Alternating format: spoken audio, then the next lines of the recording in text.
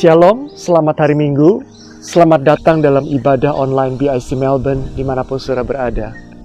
Sebelum kita memulai ibadah kita, saya ajak kita bersama-sama untuk membuka ibadah kita di dalam doa. Bapa di dalam surga, kami mengucap syukur terima kasih untuk hari yang baru, hari yang Kau jadikan. Kami bersyukur Tuhan kalau pagi hari ini kami boleh kembali beribadah, memuji dan menyembah-Mu Tuhan, dan menyiapkan hati kami Tuhan untuk mendapatkan firman-Mu, berkat yang terindah di dalam hati kami yang tidak akan pernah diambil daripada kami. Kami terus bersukacita dan mengucap syukur dalam segala hal. Terima kasih Tuhan, kami percaya apapun yang Kau izinkan terjadi Tuhan di Victoria ini, kami tahu segala sesuatu bersama-sama mendatangkan kebaikan untuk kami semua yang mengasihi Engkau dan yang terpanggil sesuai dengan rencana-Mu. Kami bersukacita Tuhan untuk kesempatan kami boleh beribadah kembali pada pagi hari ini. Di dalam nama Tuhan Yesus Kristus kami berdoa. Amin. Shalom jemaat BIC Melbourne yang dikasihi oleh Tuhan. Kembali lagi kita mau bersama-sama bersukacita di dalam Tuhan hari ini. Kita mau sama-sama merayakan kebaikan Tuhan. Kita sama-sama masuk ke dalam hadirat Tuhan. Kita mau menyembah Tuhan lebih lagi. Mari kita sama-sama satukan hati kita dengan penuh semangat, dengan penuh kesungguhan hati. Kita sama-sama menyembah Tuhan hari ini. Haleluya. Tepuk tanganmu. Haleluya. Sama-sama nyanyikan dengan saya. Katakan. Yesus ajaib, Tuhanku ajaib, kasih-Nya ajaib bagiku. Katakan Yesus. Yesus ajaib, Tuhanku ajaib, rahmat-Nya kekal selamanya. Katakan Yesus ajaib. Yesus ajaib, Tuhanku ajaib, kasih-Nya ajaib bagiku.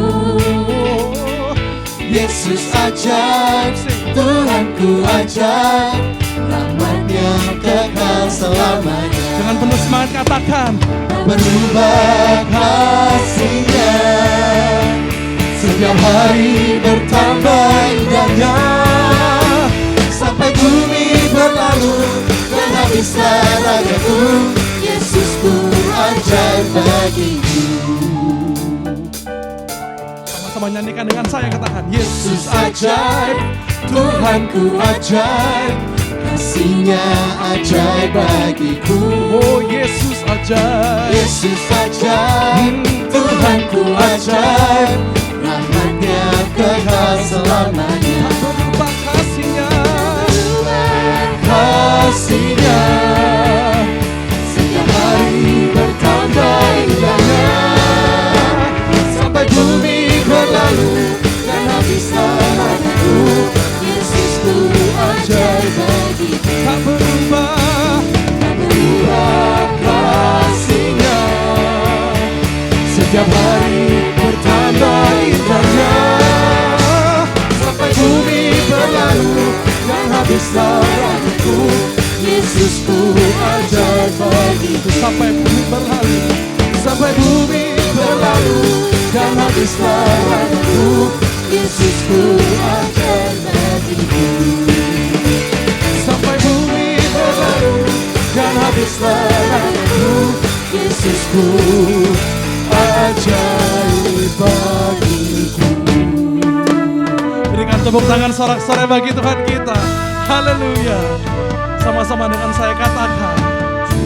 Yesus I want, to Yesus I need, to Yesus I come, sendiri kau semua.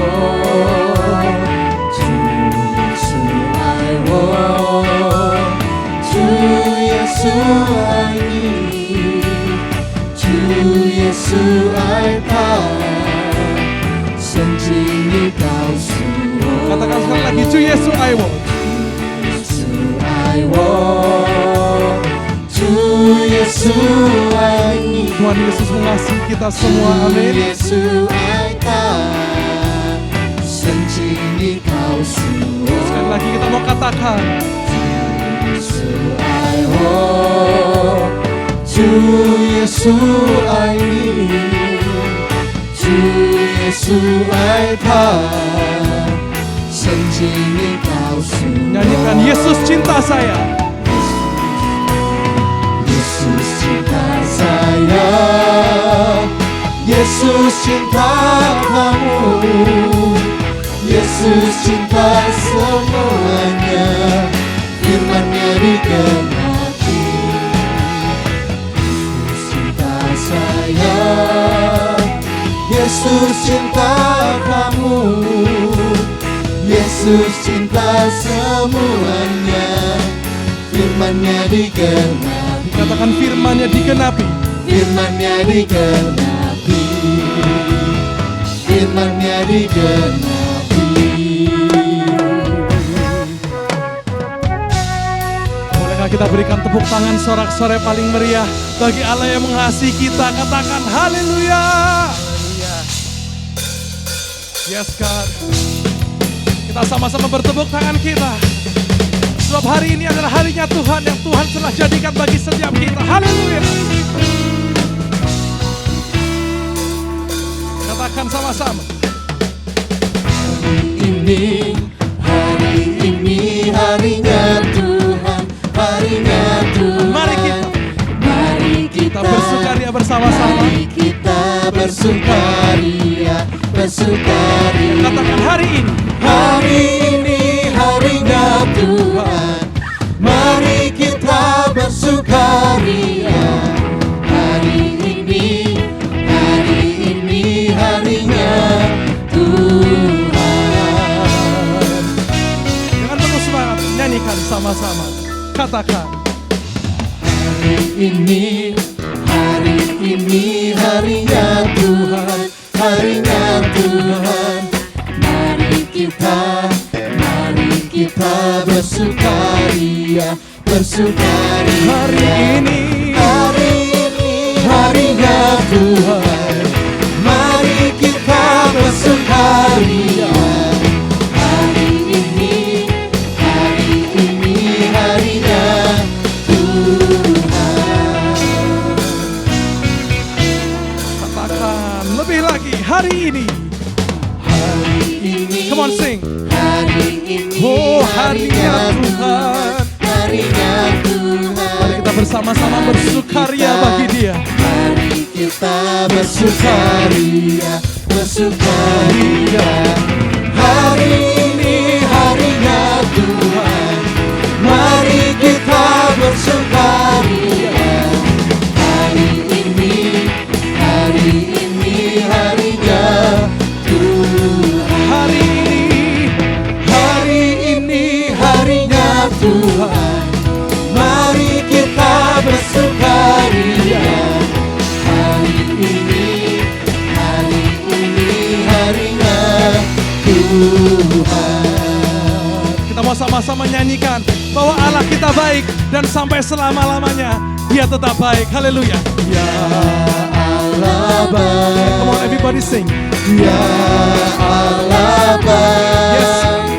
Yes God, you are good Father. Allah baik. Dia baik bagi. Ya Allah baik. Ya Allah baik. Oh Allah baik. Ya Allah baik. Allah baik. Dia baik bagiku. God is so good. God, you're so good. Come on everybody sing. God, you're so good. Oh, God, you're so good. You're so good to me. One more time we sing. God, you're so good. You're so good. Oh God, God, you're so good. forever and ever. God, you're so good. You're so good to me. Kita sama-sama katakan hari ini. Hari ini harinya Tuhan. Mari kita bersukaria. Hari ini harinya Tuhan. Sekali lagi kita mau katakan. Hari ini harinya Tuhan. Mari kita bersukaria. Hari ini harinya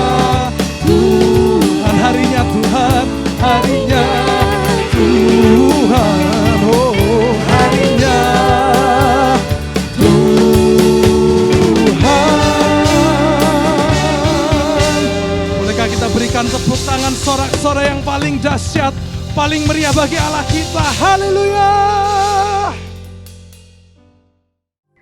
Pagi hari ini kita akan berdoa untuk keadaan COVID-19 pandemi di Singapura, di Indonesia, dan juga di Victoria.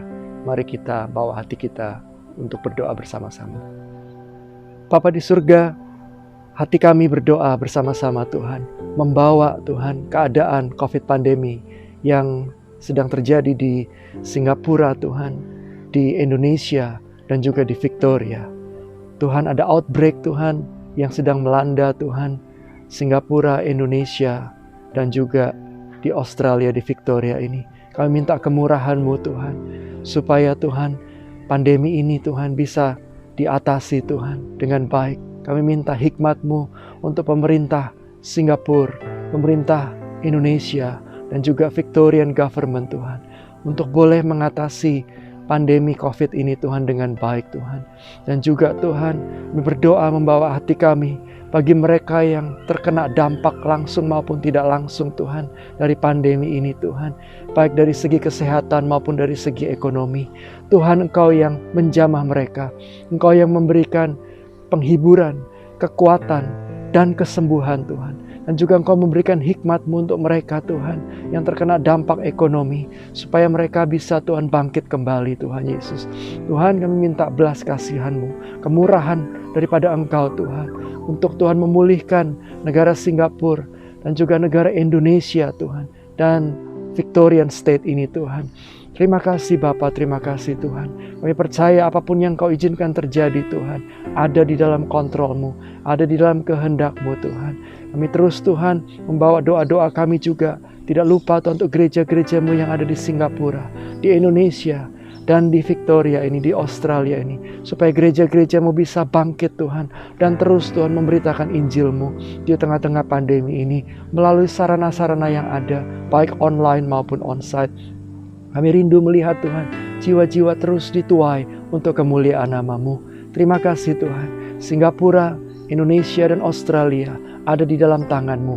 Dan Singapura, Indonesia, dan Australia untuk kemuliaan nama-Mu saja. Terima kasih Tuhan Yesus. Dalam nama Yesus kami berdoa. Amin.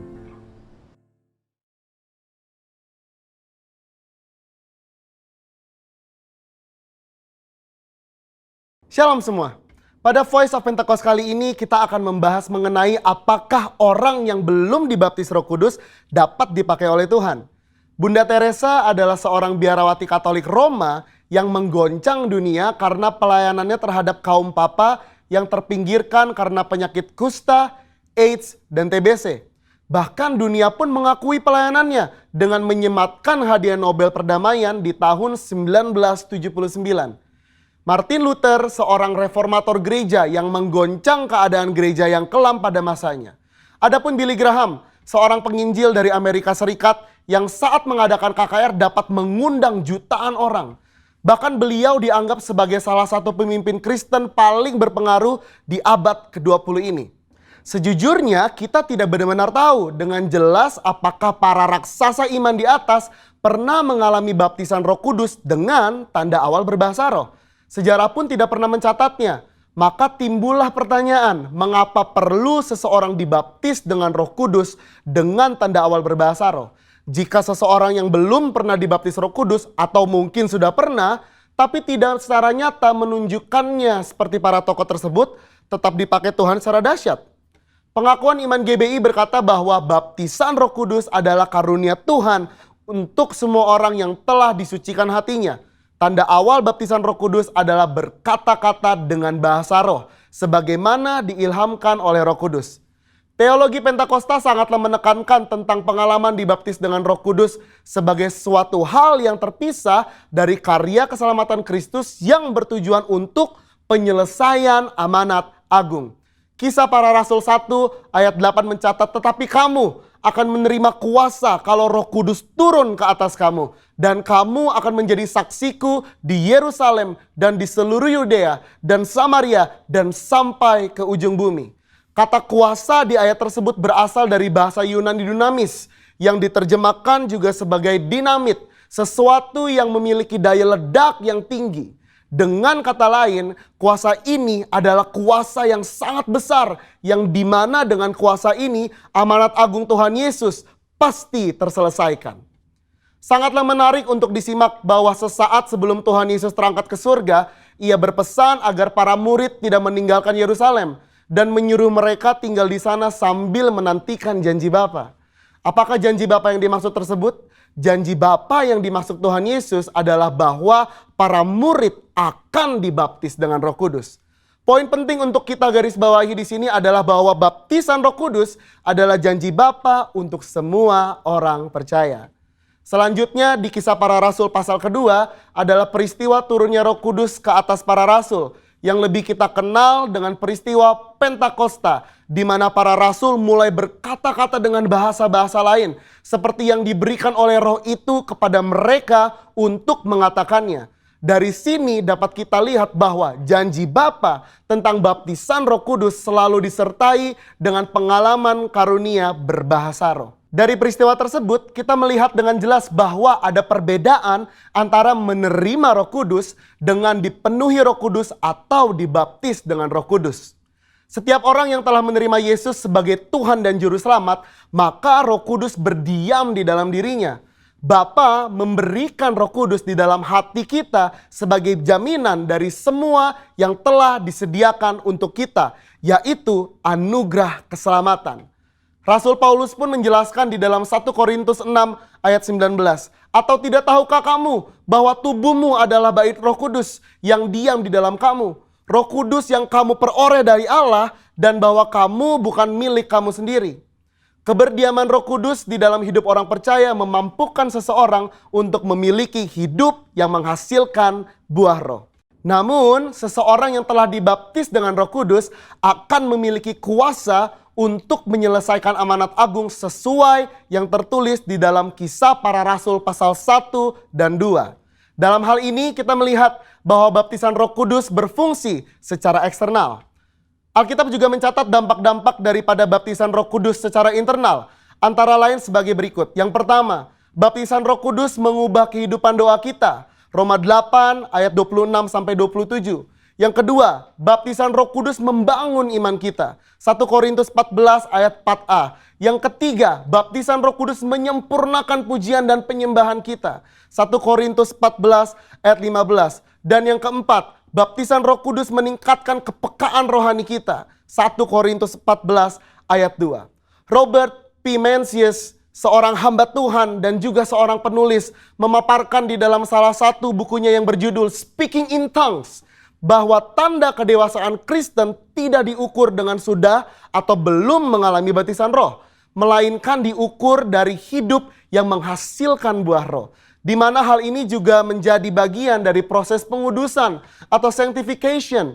Akan tetapi perlu dimengerti bahwa di satu sisi adalah mungkin bagi seseorang untuk mengalami kuasa Roh Kudus tanpa berbahasa roh. Namun hal ini bukanlah pengalaman Alkitab yang utuh sebagaimana tertulis di Kisah Para Rasul pasal 1 dan 2. Dari penjelasan tersebut maka dapat disimpulkan bahwa meskipun seseorang belum dibaptis Roh Kudus, ia dapat dipakai Tuhan secara dahsyat. Namun pengalaman baptisan Roh Kudus membuat orang percaya dapat melayani tubuh Kristus dengan lebih maksimal. Jikalau Alkitab menuliskan adanya pengalaman kepenuhan Roh Kudus dengan tanda awal berkata-kata dengan bahasa roh, mengapakah kita tidak merindukannya? Saudara, untuk penjelasan lebih lengkapnya dari tim teologi kami, jangan lupa buka link yang ada di atas atau scan QR Code yang tersedia. Salam integritas, Tuhan Yesus memberkati.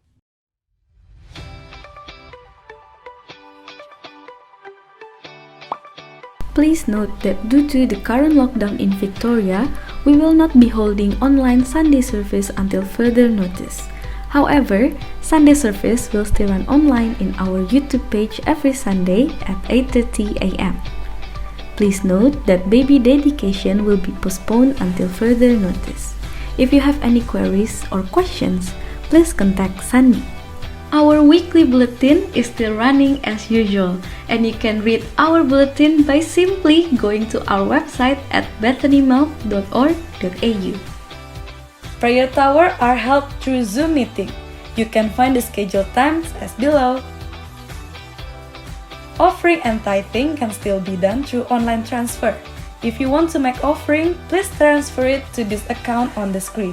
You can also make offering through Tithely by scanning the QR code on the screen.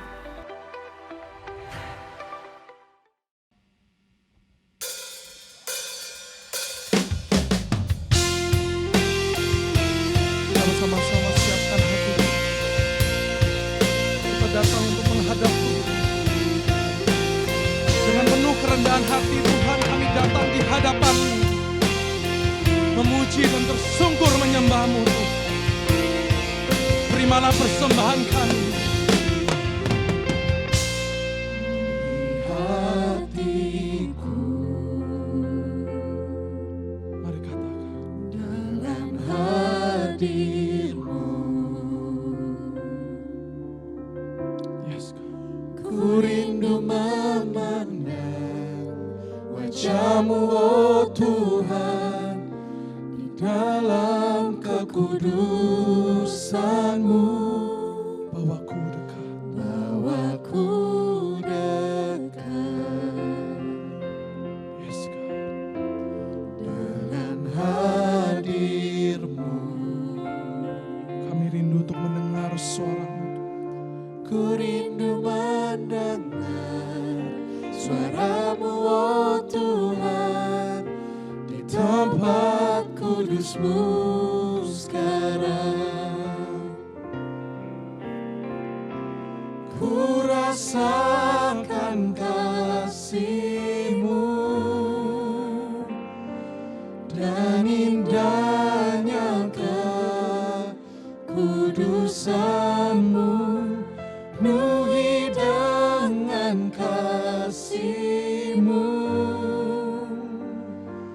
Diam di hadirat-Mu, katakan ku mengangkat tanganku dan ku bersyukur, menyembah-Mu, penuhi dengan kasih-Mu. Diam di hadirat-Mu. Terima kasih Tuhan. Mari nyanyikan sama-sama, katakan hatiku, penuhi hati setiap kami hari ini Tuhan, dengan hadirat-Mu yang kudus. Ku rindu memandang wajah-Mu, oh Tuhan, di tempat kudusan-Mu. Bawaku dekat dengan hadir-Mu. Oh, kami rindu Tuhan, rindu mendengar suara-Mu, oh Tuhan, di tempat kudus-Mu sekarang. Ku rasakan kasih-Mu, ku rasakan kasih-Mu dan indahnya kekudusan-Mu, penuhi dengan kasih-Mu. Diam di hadirat-Mu, ku mengangkat tanganku dan ku bersyukur, menyembah-Mu, penuhi dengan kasih-Mu. Diam di hadirat-Mu. Lebih lagi katakan ku rasakan kasih-Mu, jamah setiap hati pada kekudusan-Mu, penuhi dengan tinggal diam di dalam hadirat-Mu Tuhan. Ku mengangkat tanganku dan ku bersyukur menyembah-Mu, penuhi dengan kasih-Mu, diam di hadirat-Mu.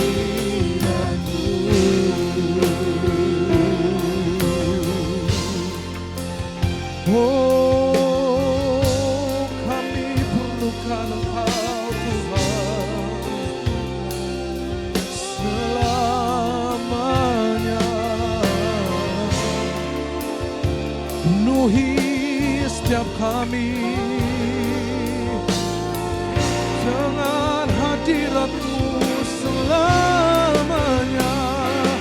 Oh,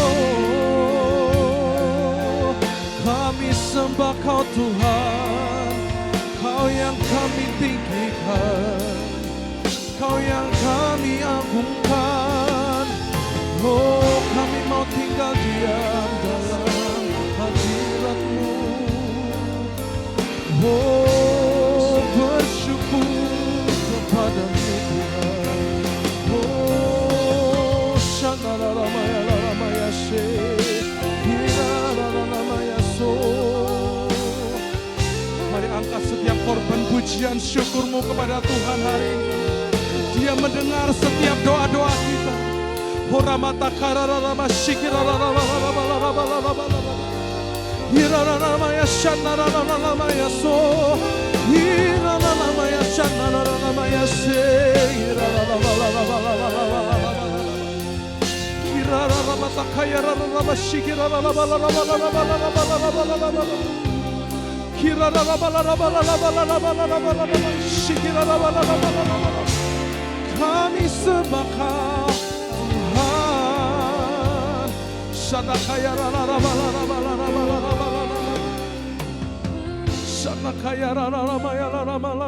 mari sembah Tuhan. Mari sembah Tuhan, angkat suara. Engkau hadir, bait kudus-Mu Tuhan ada di sini bersama kami. Shakaralamaya shakaralamaya shikiralalamalalamalalamaya kiralalamaya shanalalamaya she kiralalamalalamala.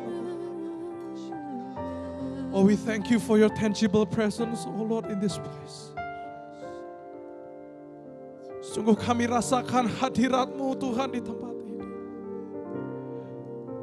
Kalau kami boleh datang untuk menyembah Engkau, kalau kami boleh datang untuk berdoa, semua karena kasih anugerah-Mu Tuhan kepada setiap kami. Apapun Tuhan yang kami boleh lalui hari-hari ini, kami mau memilih Tuhan untuk diam di dalam hadirat-Mu dan untuk merasakan kembali kasih-Mu yang luar biasa terhadap setiap kami. Engkau yang telah mati bagi kami di kayu salib, dan Engkau yang telah bangkit bagi kami, dan Engkau yang telah menyelamatkan jiwa kami. Terima kasih Tuhan, terima kasih Bapa.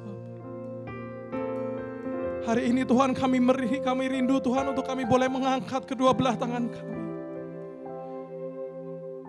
Karena kami percaya di saat kami mengangkat tangan kami, disitulah Engkau turun tangan dan Engkau campur tangan Tuhan.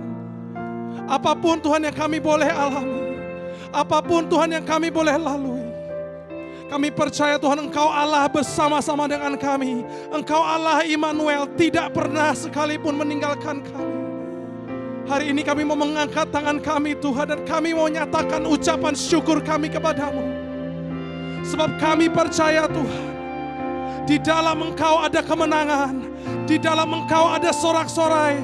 Firman-Mu berkata Tuhan, lembah yang penuh dengan tangisan Engkau akan rubah Tuhan menjadi lembah yang penuh dengan ucapan syukur, lembah yang penuh dengan sorak-sorai. Dan kami percaya itu Tuhan, sebab kuat kuasa tangan-Mu lah yang memegang setiap tangan kami dan memberikan kami kemenangan.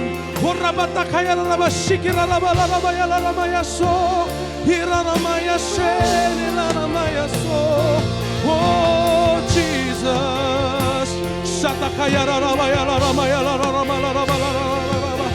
jamah setiap kami Tuhan, jamah setiap kami Tuhan. Haleluya. Oh Jesus,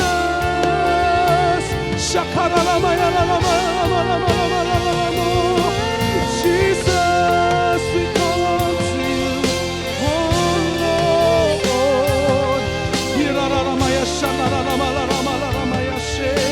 you are our King forever and ever.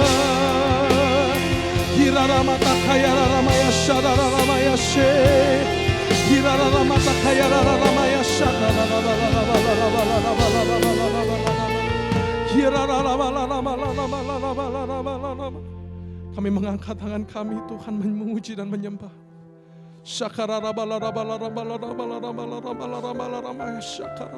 Katakan sama-sama. Ku mengangkat tanganku dan ku bersyukur, menyembah-Mu, penuhi dengan kasih-Mu. Kami mau tinggal diam Tuhan.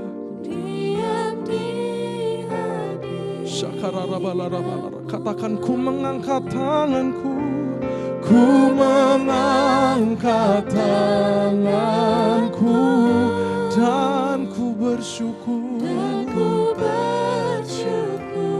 yes, God. Menyembah-Mu, penuhi dengan kasih-Mu,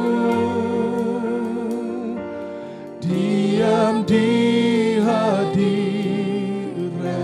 Sekali lagi kita mau katakan, ku mengangkat tanganku, ku mengangkat tanganku. Ini adalah doa setiap kami Tuhan. Kami bersyukur selalu, sebab itulah yang Engkau kehendaki. Dan kasih-Mu diam di hadirat-Mu.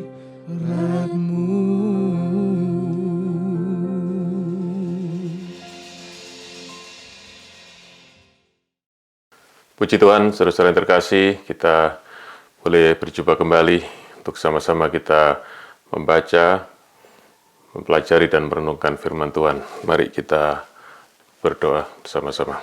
Bapa di dalam surga, kami terima kasih untuk waktu yang indah di mana kami boleh kembali Tuhan mendapatkan berkat firman-Mu. Dan hari kami berdoa biar Kau sekali lagi menyatakan kebenaran firman-Mu kepada kami semua. Dan oleh kuasa Roh Kudus, kami boleh memahami kebenaran firman-Mu yang menuntun kehidupan kami, yang menguatkan kami, yang menghibur kami, tapi juga meluruskan jalan kami, dan buat kami mengerti kehendak Tuhan yang terindah buat kehidupan kami semua. Terima kasih Bapa, biar kami sekali lagi boleh melihat kemurahan-Mu, kasih-Mu, dan pribadi-Mu di dalam firman-Mu. Di dalam nama Tuhan Yesus kami berdoa. Amin.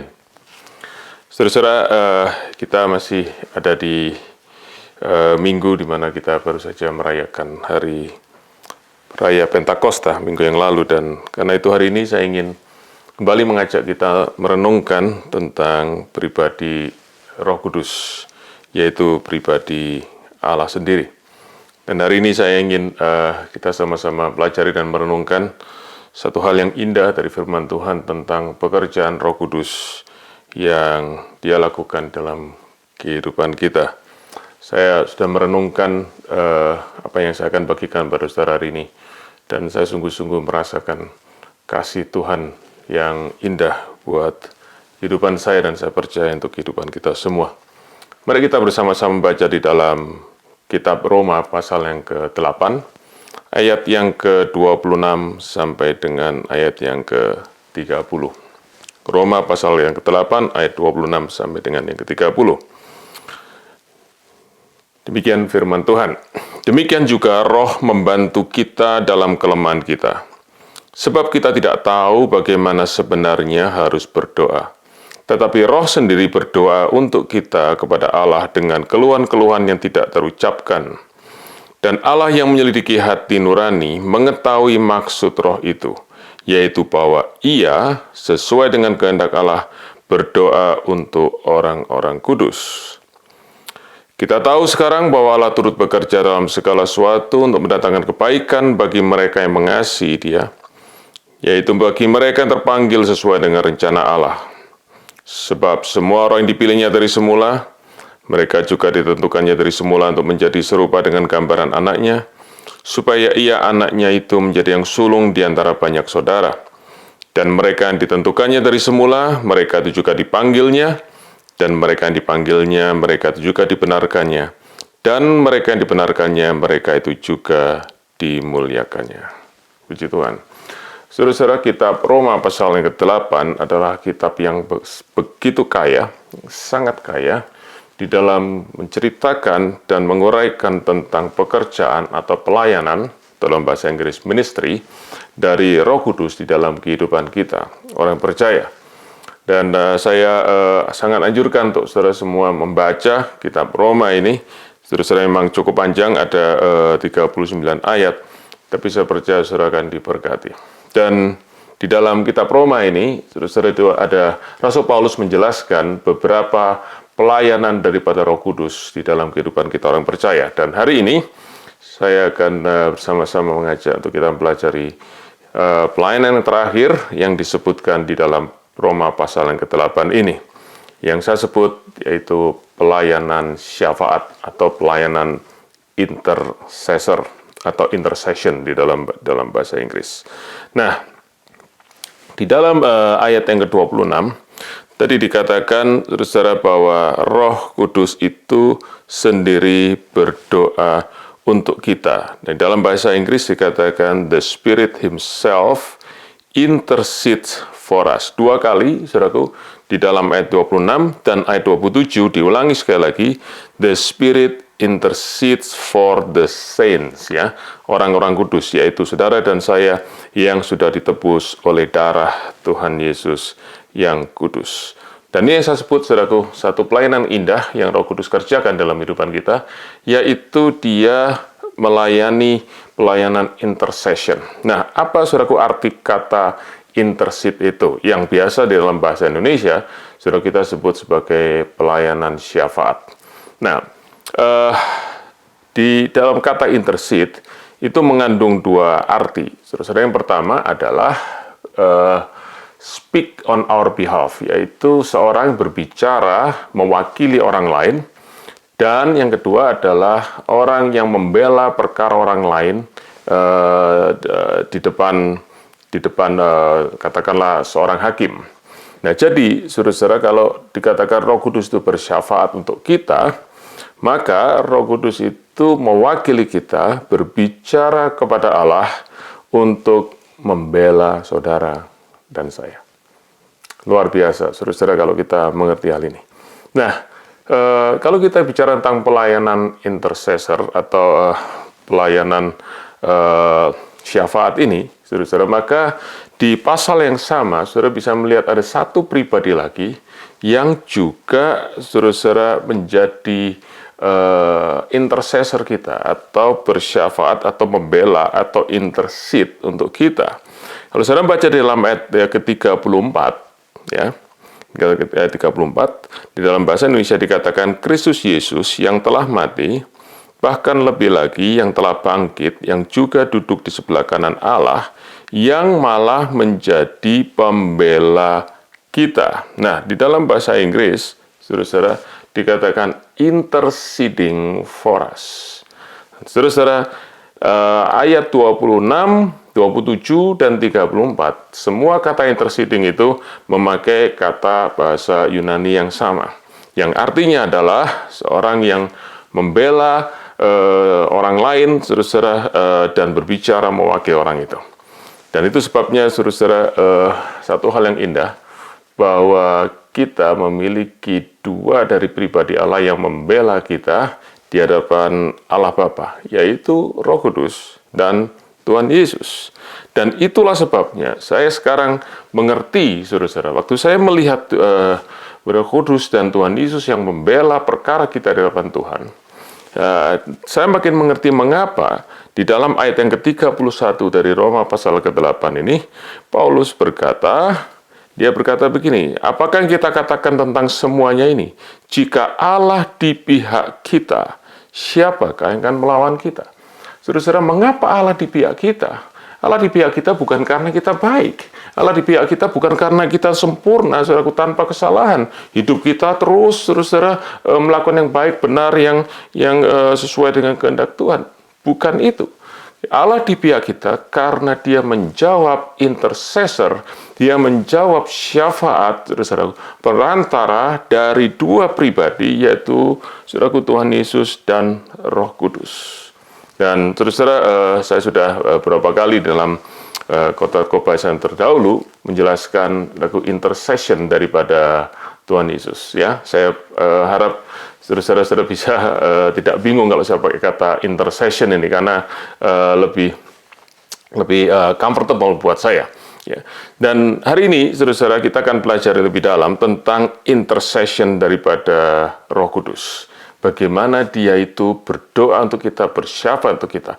Dan ada 4 kebenaran yang saya berikan pada saudara tentang peran Roh Kudus di dalam bersyafaat untuk kita. Yang pertama, saudara-saudara, saya sebut intercession dari Roh Kudus itu simpatetik, ya, atau dia bersimpati. Mari kita lihat di dalam ayat yang ke-26. Dikatakan demikian, demikian juga Roh itu membantu kita dalam kelemahan kita. Nah, saudara-saudara, kata membantu, ya, atau help di dalam bahasa Inggris, itu dari bahasa Yunani, sonanti lambanomai, yang artinya adalah bersama-sama memikul beban. Joining with the help. Dan ada 2 kata, saudaraku, Roh Kudus bukan hanya membantu, tetapi Dia bersama-sama dengan kita, join dengan kita. Join di mana? Di dalam kelemahan kita. Dengan kata lain, saudara-saudara, yang pertama kita bisa belajar dari pelayanan intercession Roh Kudus ini adalah Dia sangat bersimpati dengan kelemahan kita. Dan saudaraku, kata bersimpati ini, saudara-saudara, mengandung arti bukan hanya Dia kasihan, saudaraku, bukan Dia, saudaraku, feel sorry about us, tetapi Dia sungguh-sungguh, saudaraku, bersama-sama dengan kita. Dia ikut menanggung kelemahan kita. Dan kalau saya merenungkan tentang ini, saudaraku, ya, bagaimana Roh Kudus itu, saudaraku, ikut menanggung kelemahan kita, ikut merasakan kelemahan kita, saudara-saudara, Dia mengerti pergumulan kita. Saya lagi-lagi ingat, saudaraku, apa yang Tuhan Yesus lakukan, saudaraku, sebagai imam besar kita yang tertulis di dalam kitab Ibrani, pasal yang ke-4, ayat yang ke-15. Ya, saya langsung ingat dengan ini, dan saudaraku, hati saya sungguh bersukacita. Ibrani pasal 4 yang ke-15 berkata, sebab imam besar yang kita punya, dan imam besar itu, saudaraku, adalah Tuhan Yesus, bukanlah imam besar yang tidak dapat turut merasakan kelemahan-kelemahan kita. Sebaliknya, sama dengan kita, ia telah dicobai, hanya tidak berbuat dosa. Imam besar kita, yaitu Tuhan Yesus, Dia turut merasakan kelemahan kita. Dia mengerti, saudaraku, kelemahan kita. Dan ini satu hal yang secara paling tidak harus menghibur, bahkan menguatkan kita semua. Saudara-saudara, kita semua bisa mengalami kelemahan. Semua kita bisa mengalami bahkan keputusasaan. Saudara-saudara, sepertinya, saudaraku, kita tidak lagi bisa tahu apa yang harus kita lakukan. Kita merasa benar-benar tidak berdaya, sebab kita memang manusia yang lemah. Kita memang fragile, frail, bahkan mortal. Tetapi, saudaraku, di dalam Tuhan Yesus, di dalam keselamatan yang Allah sudah berikan, saudaraku, dan di dalam kehadiran Roh Kudus dalam diri kita, kita tahu satu hal, di dalam kelemahan kita, Allah tidak pernah meninggalkan kita. Dia selalu hadir, bahkan Dia bersama-sama dengan kita di dalam kelemahan kita lewat kehadiran Roh Kudus. So this is very comforting. Tetapi, saudara-saudara, kalau kita bicara tentang kelemahan yang disebut oleh Rasul Paulus di dalam konteks Roma pasal 8 ayat 26 ini, saya ingin kita mengerti kelemahan apa yang dimaksud Rasul Paulus. Saudaraku, bukan hanya sekedar kelemahan tubuh, atau kelemahan hati di mana kita merasa tidak berdaya, saudaraku, karena persoalan yang berat, karena penderitaan yang kita alami, karena tekanan kita alami. Tetapi ada satu kelemahan yang spesifik yang Paulus ingin kita mengerti bersama-sama, yaitu, mari kita baca kembali ayat 26, sebab Roh membantu kita dalam kelemahan kita, sebab kita tidak tahu bagaimana sebenarnya kita harus berdoa. Dalam bahasa Inggris dikatakan, we don't know what we ought to pray for. Kita tidak tahu apa yang harus atau seharusnya kita doakan. Saudara-saudara, kalau kita berpikir tentang ini, mungkin di antara kita banyak kita berkata, saya tahu kok apa yang saya harus doakan. Tiap kali saya berdoa, saya tahu apa yang harus saya doakan. Saudara-saudara, tunggu dulu. Saudara membaca di dalam Yakobus pasal yang keempat, ayat yang ketiga. Di situ Yakobus berkata demikian, seringkali doa kita tidak dijawab oleh Tuhan. Sebab doa kita adalah doa yang kita tujukan untuk memuaskan hawa nafsu kita. Doa kita sering jadi doa yang selfish, doa yang egosentrik, dan bahkan doa yang duniawi, doa yang, saudaraku, tidak heran doa yang kedagingan. Yang kita doakan adalah banyak hal yang, saudaraku, kita menuruti keinginan kita, bahkan, saudaraku, hawa nafsu kita. Itu, saudaraku, yang Yakobus katakan, peringatan buat kita semua. Saudara-saudara, kalau kita mau mengerti sungguh-sungguh kebenaran firman Tuhan ini, dan Rasul Paulus berkata, kita ini sering tidak tahu apa yang kita doakan. Itulah, saudaraku, satu hal yang kita harus tahu. Bahwa seringkali apa yang kita doakan itu, saudaraku, adalah sesuatu yang sebenarnya kita tidak tahu. Apa yang terbaik buat kita, apa yang seharusnya kita doakan. Di dalam masalah yang kita hadapi, saudaraku, apa yang sering kita doakan, kita harus cepat keluar dari masalah itu. Waktu saudara-saudara kita menghadapi kesulitan, saudara-saudara kita ingin, saudaraku, Tuhan singkirkan kesulitan itu. Selalu, saudaraku, itu yang pertama kali muncul di dalam kehidupan kita, dan kita tidak pernah tahu, saudara-saudara, apakah itu yang sungguh-sungguh terbaik, apakah itu yang seharusnya kita doakan. Dan disinilah, saudara-saudara, disinilah kita bisa belajar karakteristik yang kedua, kebenaran kedua dari pelayanan intercession daripada Roh Kudus, yaitu apa? Pelayanan intercession daripada Roh Kudus itu sempurna. Sempurna. Mari kita baca, saudaraku, di dalam ayat yang ke-27. Bagian yang terakhir dikatakan demikian. Yaitu bahwa ia, dan ia adalah Roh Kudus, sesuai dengan kehendak Allah, berdoa untuk orang-orang kudus. Di dalam bahasa Inggris, saudaraku, lebih jelas dan lebih bagus susunan kalimatnya. Dikatakan, the Spirit intercedes for God's people in accordance with the will of God. Roh Kudus, dia bersyafaat, dia berbicara kepada Allah, dia memohon kepada Allah untuk Allah lakukan sesuatu dalam diri kita sesuai dengan kehendak Allah sendiri. Dan itu yang selalu dimintakan oleh Roh Kudus kepada Allah Bapa untuk kita. Roh Kudus selalu minta satu hal, Bapa, biar kehendak-Mu jadi buat umat-Mu, buat anak-anak-Mu yang Engkau sudah selamatkan dan Engkau tebus. Dan saudara-saudara, itulah yang menjadi pelayanan yang indah daripada Roh Kudus. Saudaraku, dia, waktu kita tidak tahu apa yang harus kita doakan, kita tidak tahu kehendak Allah yang terbaik buat kita. Dan seringkali kita salah berdoa. Saudaraku, seperti dikatakan surat Yakobus tadi, maka disitulah Roh Kudus menutup kelemahan kita. Dan dia tetap berdoa, dia tetap minta kepada Allah untuk yang terbaik buat kita, yaitu kehendak Allah sendiri. Nah, apakah kehendak Allah itu buat saudara dan saya? Saudara, tentu kita bisa melihat di dalam Alkitab ini, saudaraku, ada banyak kita bisa belajar tentang kehendak Allah, tentang apa yang menjadi perintah Allah. Dan saudara, kalau kita sudah tahu apa yang tertulis dalam Alkitab, saudara, maka saudara, itulah yang menjadi tugas kita untuk kita melakukan kehendak Allah. Tetapi saudara, ada satu hal yang Paulus sampai katakan bahwa kita tidak tahu apa yang kita doakan karena kita tidak mengerti kehendak Allah. Dan saudara, apa yang menjadi kehendak Allah itu kita bisa baca di dalam ayat yang ke-29 dan ayat yang ke-30. Inilah kehendak Allah, yaitu apa? Semua orang yang dipilihnya dari semula, mereka juga ditentukannya dari semula untuk menjadi serupa dengan gambaran anaknya, supaya ia anaknya itu menjadi yang sulung di antara banyak saudara. Dan mereka ditentukannya dari semula, mereka juga dipanggilnya, dan mereka dipanggilnya, mereka juga dibenarkannya, dan mereka dibenarkannya, mereka itu juga dimuliakannya. Itulah kehendak Allah buat saudara dan saya, dan itulah yang Roh Kudus minta buat saudara dan saya setiap kali. Yaitu supaya apa, saudaraku? Supaya kita terus diubahkan makin serupa dengan Kristus.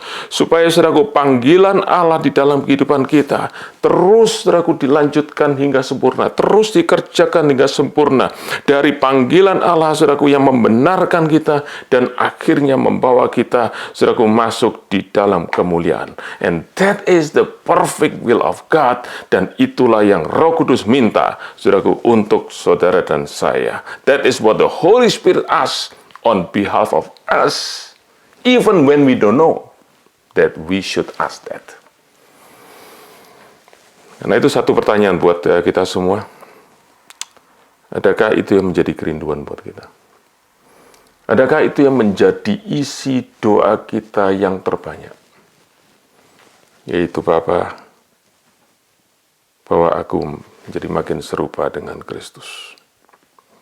Atau saudara-saudara, kita lebih sering berdoa untuk hal-hal yang sementara, hal-hal yang jasmani. Tidak salah berdoa itu, saudaraku, sebab Rasul Paulus berkata, nyatakanlah di dalam doa segala permohonanmu. Jangan kau khawatir akan apapun. Tetapi apa yang, saudaraku, yang paling kita rindukan, yang paling kita inginkan dalam diri kita? Dan, saudaraku, secara jujur, seringkali saudaraku, kita minta yang lain, yang bukan menjadi kehendak Allah yang terbaik buat kita. Kalau saya ingat ini, saudaraku, saya ingat apa yang dialami Rasul Paulus. Kalau saudara membaca di dalam 2 Korintus pasal 12 ayat 9-12, saudara sudah sering dengar kisah itu ya. Di mana Paulus ceritakan bahwa dia pernah mengalami, saudaraku, duri dalam daging selama 14 tahun. Dan dia berkata bahwa 3 kali dia sudah berseru kepada Tuhan. Oke, tentu 3 kali itu bicara tentang 3 masa di mana dia sungguh-sungguh berdoa, saudaraku. Mungkin bahkan dia berdoa puasa untuk itu. Dan apa yang dia minta, saudaraku? Duri itu dicabut. Dia minta, saudaraku, penderitaan itu diangkat. Dia minta kesulitan itu diangkat. Tetapi, saudaraku, apa yang Tuhan jawab? Tuhan tidak angkat kesulitan itu. Tetapi Tuhan berkata, aku akan beri engkau kekuatan. Aku akan sertai engkau, aku berikan kasih karunia yang cukup untuk kau bisa melewati hari-hari yang akan datang. Walaupun kau masih harus mengalami duri dalam daging itu. Dan, saudaraku, saya berpikir, waktu Rasul Paulus berdoa, Tuhan cabut duri ini. Pada saat yang sama, Roh Kudus berdoa kepada Bapa. Bapa, biar kehendakmu yang jadi. Dan kalau kehendakmu adalah duri ini harus tetap ada di dalam diri Paulus. Biar tetap ada, tapi berikan kepada dia kekuatanmu dan kasih karuniamu. Saudaraku, dan itu yang Allah kerjakan. Dan saudaraku, sampai satu waktu Rasul Paulus mengerti bahwa itulah yang menjadi kehendak Allah dalam dirinya. Supaya dia terus ada di dalam penderitaan, kelemahan, dan kesukaran. Supaya kuasa Tuhan menjadi sempurna di dalam dirinya. Dan saudara-saudara, ini satu hal yang sangat encouraging. Kalau hati kita sungguh-sungguh rindu untuk kehendak Allah yang terjadi dalam kehidupan kita. Saudaraku, kalau bukan hanya, saudaraku, kita bukan hanya sekedar, saudaraku, lip service kita berdoa, your will be done, biar kehendakmu jadi, tapi kita sungguh-sungguh berdoa, Bapa, aku rindu kehendakmu jadi dalam diriku. Saudara-saudara, inilah berita yang menguatkan kita, berita yang, saudaraku, membuat kita punya sungguh-sungguh pengharapan dan kepastian bahwa kehendak Allah pasti terjadi dalam kehidupan kita. Sebab apa? Sebab Roh Kudus tidak pernah berhenti berdoa untuk kita. Dia tidak pernah berhenti, saudaraku, bersyafaat untuk kita. Dan di dalam kelemahan kita, di mana kita tidak mengerti kehendak Allah yang sempurna buat kita, Roh Kudus menaikkan doa yang sempurna untuk saudara dan saya. Haleluya. Yang ketiga, saudara, kita belajar dari intercession daripada Roh Kudus ini. Yang ketiga, saudaraku, saya beri istilah the intercession of Holy Spirit is earnestly. Oke? Kata earnestly itu dengan sungguh-sungguh. Dan itu, saudaraku, tercermin dari ayat 26. Di situ dikatakan bahwa Roh itu sendiri berdoa untuk kita kepada Allah dengan keluhan-keluhan yang tidak terucapkan. Nah, kata keluhan tidak terucapkan ini dalam bahasa Inggris pakai kata groan, ya. Groan itu, saudaraku, seperti bahasa Indonesia di dalam ayat 22 dan 23, saudaraku, disebutkan pakai kata mengerang, ya. Mengerang. Oke. Sesuatu yang keluar dari dalam, ya, suatu yang keluar dari emosi yang begitu dalam, mengerang, ya. Nah, saya perlu saya tidak bisa tidak, saudaraku, saya harus bahas sungguh-sungguh apa arti groan ini. Sebab saya tahu, saudaraku, mungkin ada saudara yang sampai hari ini, saudaraku, saudara masih percaya bahwa yang dimaksud dalam ayat ini Rasul Paulus, bahwa Roh Kudus itu berdoa dengan keluhan tidak terucapkan, itu artinya itu terjadi waktu kita berdoa di dalam bahasa roh. Saudara-saudara, mari kita lihat benar-benar, ya, apakah memang begitu. Apakah benar, saudaraku, bahwa keluhan-keluhan tidak terucapkan itu bicara tentang bahasa roh? Dan seringkali tentu, saudaraku, itu dikonotasikan sebab sesuatu yang tidak terucapkan, itu, saudaraku, disamakan dengan bahasa roh, sebab bahasa roh adalah sesuatu yang tidak bisa mengerti. Tapi yang tidak bisa dimengerti oleh akal pikiran kita. Tetapi apakah benar demikian? Saya ingin berikan pada dua poin untuk saudara pertimbangkan. Nomor satu, di dalam ayat yang ke-26 dikatakan Roh itu sendiri berdoa untuk kita. The Spirit Himself intercede for us. Kata Himself itu penting. Karena Himself itu menunjukkan bahwa Roh Kudus itu sendiri. Oke? Jadi bukan, saudaraku, dia menunggu kita berbahasa roh, baru dia mulai bersyafaat untuk kita. Ya, tetapi dia sendiri yang bersyafaat untuk kita. Dan saudaraku, kalau dikatakan roh itu bersyafaat untuk kita, intercede for us, hanya Roh Kudus yang bisa intercede for us, saudaraku, untuk kita. Kita tidak bisa intercede untuk diri kita sendiri. Saudaraku, kita tidak bisa bersyafaat untuk diri kita sendiri. Kita memohon, kita berdoa kepada Tuhan. Jadi, saudaraku, dikatakan kalau firman Tuhan berkata, kalau Alkitab berkata bahwa Roh Kudus sendiri yang berdoa untuk kita, berarti, saudaraku, itu tidak ada hubungannya dengan bahwa kita harus bersama-sama pada saat itu kita sedang lagi berdoa. Kita bisa sedang berdoa, tapi kita juga, saudaraku, tidak harus pada waktu itu kita berdoa. Tapi Roh Kudus sendiri yang terus-menerus berdoa untuk minta kehendak Allah terjadi di dalam diri kita. Nah, poin yang kedua yang saya ingin saudara pertimbangkan adalah demikian. Kalau kita percaya bahwa kata groaning, keluhan tidak terucapkan itu, saudaraku, berarti, saudaraku, Roh Kudus baru bersyafaat untuk kita waktu kita berbahasa roh atau waktu kita berdoa dalam bahasa roh, berarti kita sudah membatasi dengan begitu sempit, saudaraku, ruang lingkup dari intercession dari Roh Kudus ini, yaitu bahwa dia baru bersyafaat, Roh Kudus baru intercede untuk kita waktu kita berbahasa roh. Nah, saudara, saya ingin tanya kepada saudara, berapa banyak saudara satu hari saudara berdoa dalam bahasa roh? Berapa sering dan berapa lama? Dan saudara, kalau saudara percaya hanya pada waktu itulah Roh Kudus berdoa kita, berarti betapa pendeknya, saudaraku, intercession daripada Roh Kudus dalam kehidupan kita. Saya sangat percaya, saudaraku, bahwa Roh Kudus bersyafaat jauh lebih banyak daripada doa kita sendiri kepada Tuhan. Dia membela perkara kita di depan Tuhan. Dia terus minta, saudaraku, kehendak Tuhan terjadi dalam kehidupan kita. Jauh lebih banyak, saudaraku, lebih intens daripada doa kita sendiri, baik di dalam kata-kata kita secara manusia maupun, saudaraku, di dalam doa kita di dalam bahasa roh.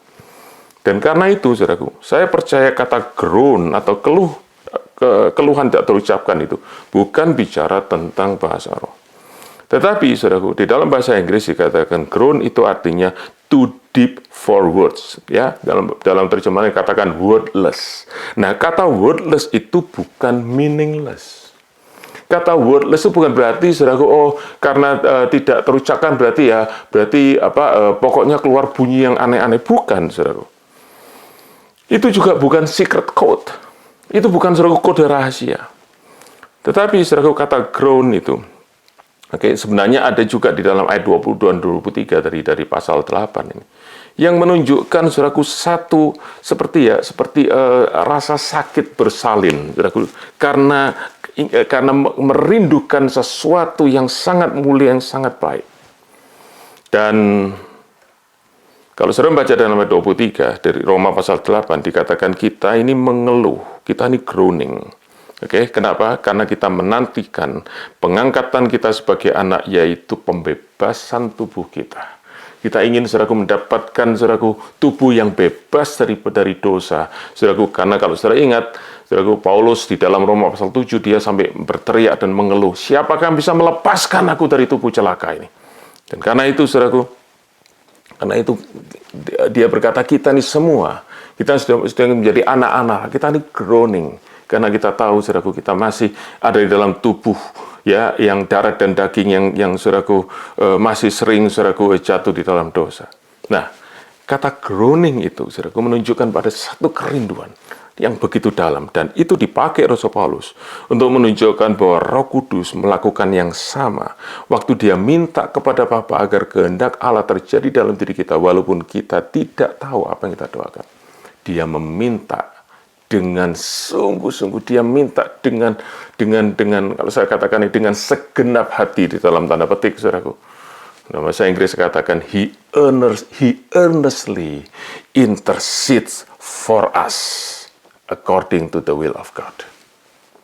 Itu yang dimaksud dengan Holy Spirit groans for us. Roh Kudus yang groaning, bukan kita. Dan saudaraku, dia minta dengan sungguh-sungguh pada Bapa. Waktu saya renungkan ini, saudara-saudara, saya merasakan begitu besar Roh Kudus itu mengasihi saya. Saya merasakan betapa dia sangat mengasihi saya. Ada satu revelation yang Tuhan saya rasakan terjadi, saudara, waktu saya renungkan ini. Sudah sering, saudaraku, saya menyampaikan kepada saudara betapa Allah itu mengasihi kita, betapa Bapa itu mengasihi kita. Betapa Tuhan Yesus itu mengasihi kita sampai dia mati di atas kayu salib. Dan saya masih terus, saudaraku, bersuka. Saya masih terus, saudaraku, menikmati kasih daripada Allah Bapa dan kasih daripada Tuhan Yesus. Tapi waktu saya merenungkan ini, saya merasakan betapa Roh Kudus itu sangat mengasihi. Dia berdoa dengan sungguh-sungguh. Dia minta sungguh-sungguh supaya kehendak Allah terjadi di dalam diri saya. Haleluya. Yang keempat, yang terakhir.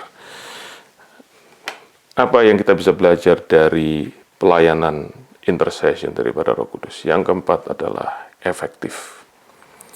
Efektif artinya, saudaraku, akan menghasilkan efek yang besar dalam kehidupan kita.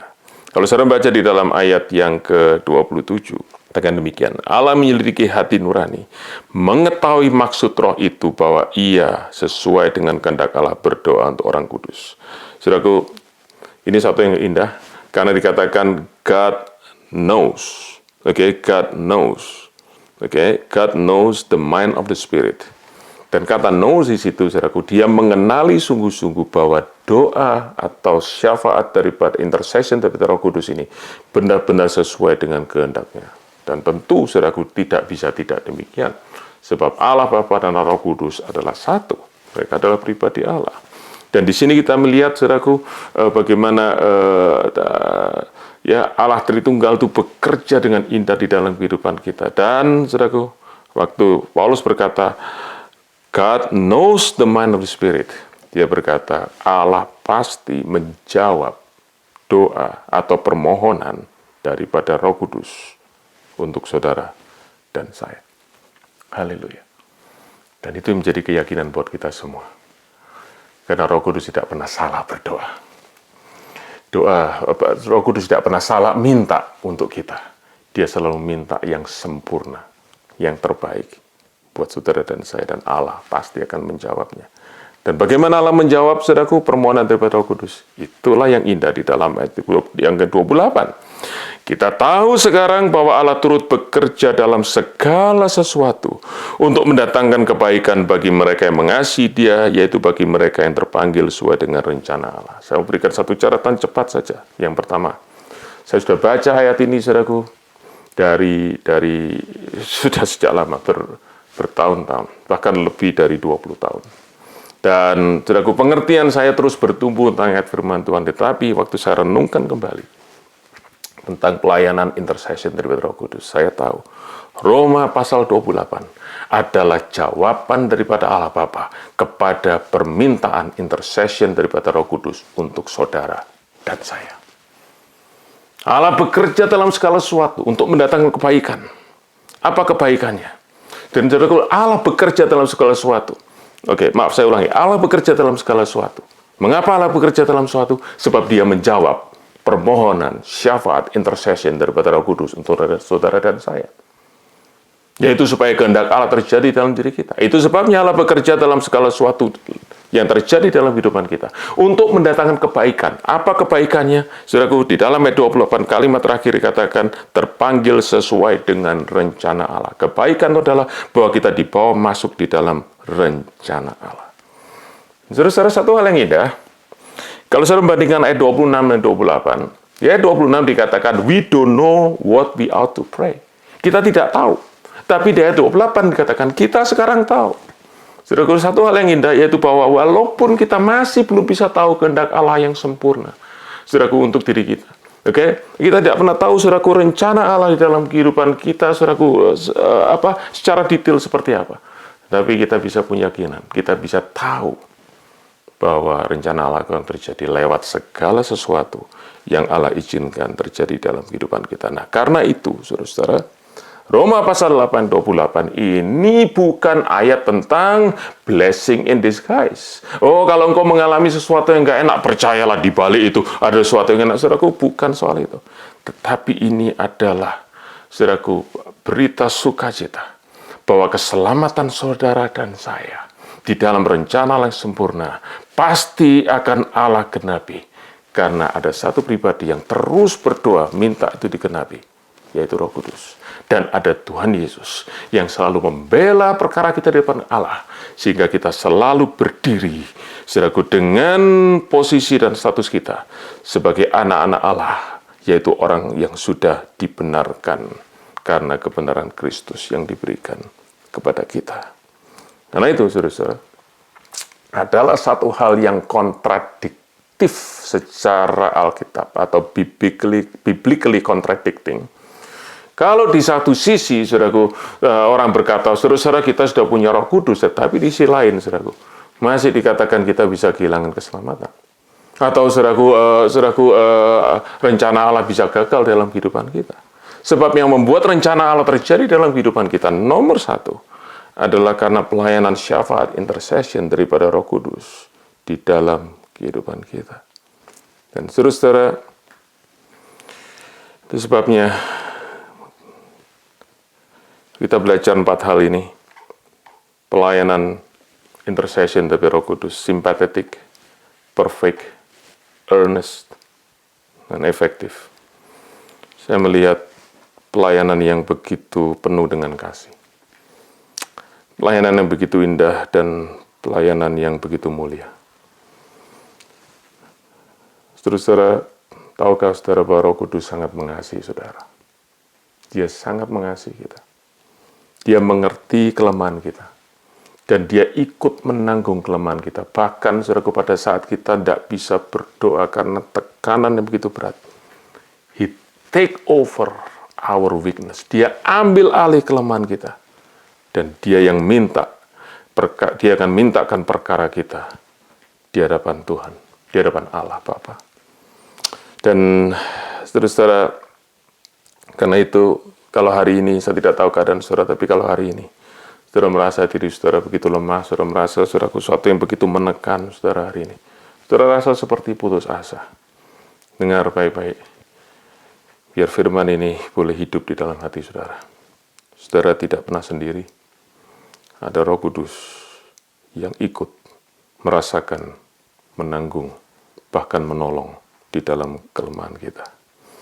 Dan kalau kita melihat, saudaraku, pelayanan intercession daripada Roh Kudus ini, saya rindu kita semua punya kerinduan untuk kita bisa memiliki kehidupan doa yang lebih lagi. Karena kita tidak perlu takut, saudaraku, untuk kita berdoa.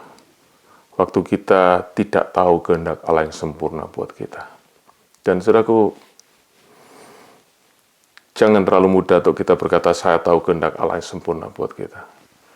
Tapi marilah kita berkata, Roh Kudus, in my weakness, in my ignorance of the will of God, help me. Dan saudaraku, itulah pelayanan Roh Kudus yang indah. Dan saudara,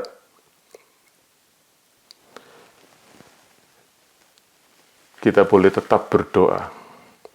Kita boleh, saudaraku, terus masuk di dalam dan menikmati waktu-waktu kita berdoa.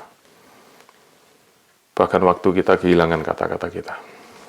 Waktu kita tidak tahu apa yang harus kita doakan. Waktu, saudaraku, pikiran kita, saudaraku, terasa buntu. Dan kata-kata itu terasa macet di mulut kita. Kita tahu kita tetap bisa berdoa. Karena ada satu pribadi yang tidak pernah berhenti bersyafaat untuk kita. Dia yang ikut menanggung kelemahan kita. Dan satu hal saudara yang saya inginkan sekali lagi. Roh Kudus selalu minta yang terbaik, bahkan yang sempurna untuk kita. Yaitu tidak lain adalah kehendak Allah sendiri. Dan itu sebabnya hari ini saya mengerti mengapa saudaraku Rasul Paulus menulis di dalam surat Efesus pasal yang ketiga, ayat yang ke-20. Efesus pasal yang ketiga 20 dikatakan, bagi Allah yang dapat melakukan jauh lebih banyak daripada apa yang kita bisa doakan atau pikirkan. Karena kuasanya yang dahsyat bekerja. Tapi mengapa Allah melakukan lebih banyak daripada yang kita doakan? Sebab ada satu pribadi yang berdoa lebih daripada apa yang kita bisa doakan. Pribadi yang menaikkan permohonan untuk sesuatu yang sempurna di dalam kehendak Allah buat saudara dan saya. Dan itulah Roh Kudus. Saudara terkasih, kita sudah sering mendengar firman berkata, mari kita mengasihi Allah Bapa, karena Dia Bapa yang mengasihi kita.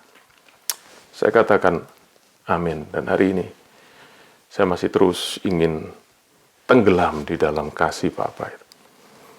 Kita diajar, saudaraku, mari kita mengasihi Tuhan Yesus yang sudah mengasihi kita dengan mati di atas kayu salib. Dan hari ini saya masih terus, setiap kali saya memandang salib, hati saya menyanyikan Amazing Grace. How sweet the sound is unthinkable, so glorious and wonderful love. Tapi hari ini juga saya ingin bagikan pada saudara, Roh Kudus mengasihi kita. Dan mari kita mengasihi Roh Kudus. Let's love Holy Spirit. As we meditate and ponder how much He loves us. Bagaimana Dia terus defend dan membela kehidupan kita. Sampai seluruh rencana Allah itu terjadi dalam kehidupan kita.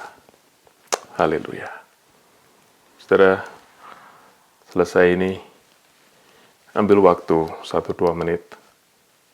Saudara boleh berdiam diri dan berterima kasih untuk pelayanan indah dari Roh Kudus buat kita semua orang percaya. Boleh membangkitkan kerinduan kita untuk memiliki kehidupan doa yang lebih lagi. Tuhan berkati saudara semua. Mari kita berdoa. Bapa dalam surga, terima kasih untuk firman-Mu.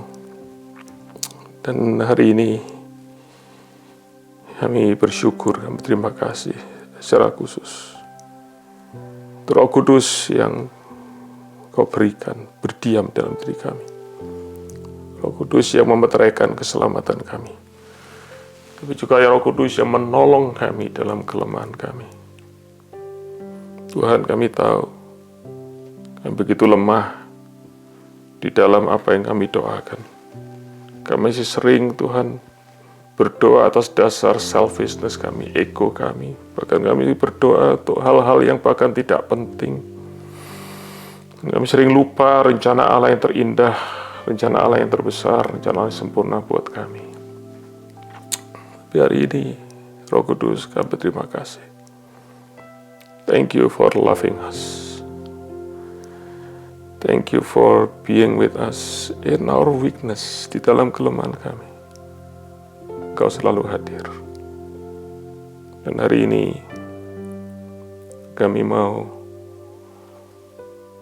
memandang kekuatan yang Kau beri pada kami. Hari ini kami boleh tahu, kami selalu punya pengharapan dalam segala hal yang kami hadapi. Karena Engkau selalu beserta dengan kami. Dan hari ini kami tahu, kami boleh punya keyakinan. Engkau tidak akan pernah berhenti apa-apa untuk mengerjakan rencana-Mu, rencana keselamatan-Mu yang indah buat kehidupan kami. Karena Roh Kudus tidak pernah berhenti meminta itu buat kami semua. Bawa kami terus dalam rencana-Mu yang indah. Dan hari ini kami bersyukur sekali lagi. Karena Roh Kudus Kau berikan menetap di dalam kehidupan kami. Roh Kudus, ampuni kami. Kami sering mendukakan Engkau. Ampuni kami. Kami sering memadamkan Engkau.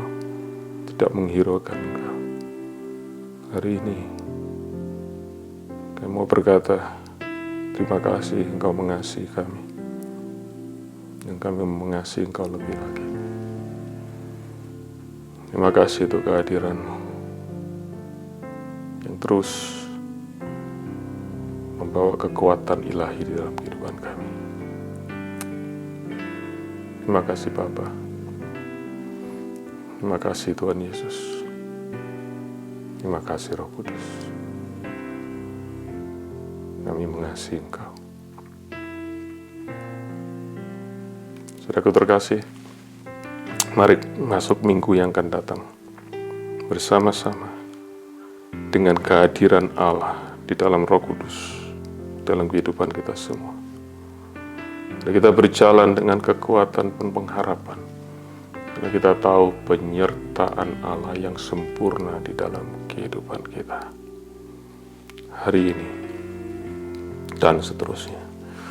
Karena terimalah kasih karunia daripada Tuhan Yesus, berkat daripada Allah Bapa, dan persekutuan di dalam kehadiran Roh Kudus dalam kehidupan kita semua. Hari ini, sampai Maranatha Tuhan sudah kembali. Sampai kita bertemu dengan Tuhan di dalam kemuliaan dan kekekalan. Di dalam berkat nama Tuhan Yesus. Kita semua yang diberkati Tuhan dalam ibadah hari ini, sama-sama katakan, amin. Sampai bertemu kembali di dalam ibadah yang akan datang. Tuhan Yesus memberkati saudara semua. Haleluya.